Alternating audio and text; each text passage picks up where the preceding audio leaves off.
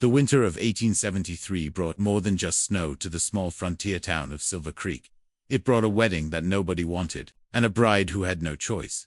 Sarah Mitchell was 19 years old when her father told her she would marry Thomas Hartwell. She didn't ask why. She didn't beg him to reconsider. She simply nodded, her hands trembling as she gripped the edge of the kitchen table. Her mother had died 2 years earlier, leaving Sarah to care for her 3 younger siblings and her aging father. The ranch was failing. The debts were mounting, and Thomas Hartwell, the wealthiest rancher in 3 counties, had made an offer her father couldn't refuse. Thomas was 42 years old, a widower with a reputation that made women cross the street when they saw him coming. He was cold, calculating, and known for his harsh treatment of anyone who crossed him. The rumors about his first wife's mysterious death had never quite gone away, whispered in parlors and general stores when he wasn't around. The night before the wedding, Sarah sat by her window, looking out at the mountains silhouetted against the moonlit sky. She thought about running, about saddling her father's old mare, and riding until Silver Creek was just a memory. But where would she go? She had no money, no family beyond these mountains. And winter was no time for a young woman to be alone on the frontier. The wedding took place on a gray December morning in the small church at the edge of town. Sarah wore her mother's dress, altered to fit her smaller frame. The ivory fabric felt like a shroud. Thomas stood at the altar in his finest suit, his expression unreadable as Sarah walked down the aisle on her father's arm. There were no flowers, no music, no celebration, just a contract being fulfilled. As the Reverend spoke the words that would bind her to this man forever. Sarah felt something inside her go numb. She repeated her vows in a voice barely above a whisper, and when Thomas placed the ring on her finger, his grip was tight enough to hurt. The first months of marriage were exactly as she had feared. Thomas's ranch was vast and isolated, a full hour's ride from town. The house was large but cold, filled with heavy furniture and dark curtains that seemed to trap the shadows inside. Thomas spoke to her, only to give orders. Have dinner ready at 6. Keep the house spotless. Stay out of his study.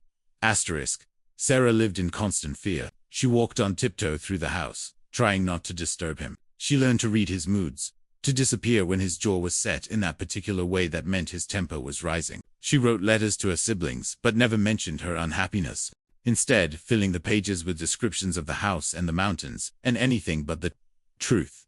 But Thomas had a secret, one that Sarah discovered quite by accident on a cold February evening. She had been looking for extra blankets in the storage room when she found the wooden box hidden beneath a pile of old coats. Inside were letters, dozens of them, tied with faded ribbon. Love letters. Letters written in a delicate hand, signed by someone named Catherine, Thomas's first wife. Sarah knew she shouldn't read them, but something made her continue. As she read, a different man emerged from the pages. A man who wrote poetry, who described sunsets and wildflowers, who spoke of dreams and hopes and a future filled with love. The letters grew darker as they progressed, Catherine's handwriting becoming shakier, her words more desperate. She wrote of isolation, of loneliness, of a husband who had become a stranger. The last letter was dated 3 days before Catherine's death. In it, she wrote that she had finally found something that made her smile again, something that reminded her there was still beauty in the world. She didn't say what it was, only that it gave her hope. Sarah heard footsteps on the stairs, and quickly returned the box to its hiding place. But the letters haunted her. What had happened to Catherine? Had she really fallen from her horse, as everyone believed? Or was there something darker in her death? That night at dinner, Sarah watched Thomas across the table. He ate in silence, as always, his face expressionless. But when she looked closely, she saw something she had missed before. Sadness. Deep, profound sadness etched into the lines around his eyes. Your wife, Sarah said quietly, surprising herself with her boldness. Catherine, what was she like? Thomas's fork stopped halfway to his mouth. For a long moment, he said nothing, and Sarah braced herself for his anger. But when he finally spoke, his voice was soft. She was everything good in this world, and I failed her. Over the following weeks, something shifted between them. Thomas began talking to Sarah. Really talking. He told her about Catherine, about how he had loved her desperately but hadn't known how to show it, how his father had raised him to believe that emotion was weakness, that a man showed his love through provision, not affection, how by the time he realized his mistake, Catherine had retreated so far into herself that he couldn't reach her anymore.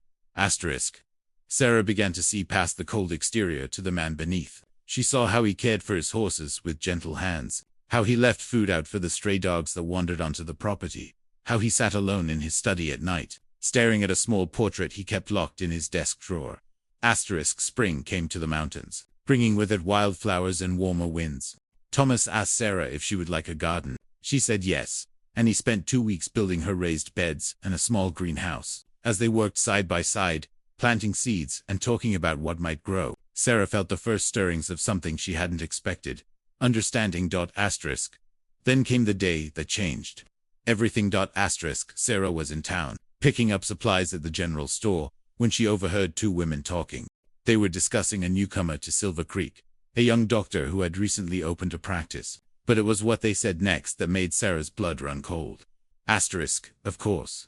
He was Catherine Hartwell's brother, one woman said. Finally came to find out what really happened to his sister. I heard he's been asking questions, looking into her death. Sarah's mind raced. Catherine had a brother. Why had no one mentioned this? Why hadn't Thomas? That evening, Sarah confronted Thomas. His face went pale as she told him what she had heard. And then, for the first time since their wedding day, she saw Thomas Hartwell cry. The truth came out slowly, painfully. Catherine hadn't died in a riding accident. She had been sick, desperately sick, with an illness the town doctor couldn't cure. She had been in constant pain, wasting away slowly. The fall from her horse wasn't an accident at all. It had been her choice, her way of ending suffering that had become unbearable. Thomas had been the one to find her. He had been the one to hold her as she died, listening to her final words, that she was sorry, that she knew he had loved her even if he couldn't show it, that she hoped he would find happiness again someday. He had kept her suicide a secret to protect her memory, to spare her family the shame and heartbreak of the truth. But the guilt had consumed him, turning him into the cold, distant man Sarah had married. I thought if I could save your family's ranch, if I could give you security, maybe I could make up for failing Catherine, Thomas said, his voice breaking. But I realize now, I was just repeating the same mistakes. I brought you into a prison, just like I did to her. Sarah took his hands in hers. Then let's unlock the doors. The transformation didn't happen overnight. But slowly, carefully, Thomas and Sarah began building something new. Not the passionate romance of storybooks, but something perhaps more valuable. Partnership, understanding, and eventually, genuine affection. When Catherine's brother came to the ranch, Thomas told him everything. The brother wept, thanked Thomas for protecting his sister's memory, and finally found the peace he had been seeking. On their first anniversary, Thomas gave Sarah a gift. Not jewelry or fabric, but something far more precious. A horse of her own, a beautiful mare with gentle eyes. So you always have a way out, he said quietly. So you know you stay by choice, not because you have no choice. Sarah named the horse Freedom. The story of their marriage became legend in Silver Creek, whispered with wonder instead of pity. The forced bride and the feared rancher had found something unexpected in their union: redemption, healing, and hope. The wedding gift that had shocked the town wasn't diamonds or gold.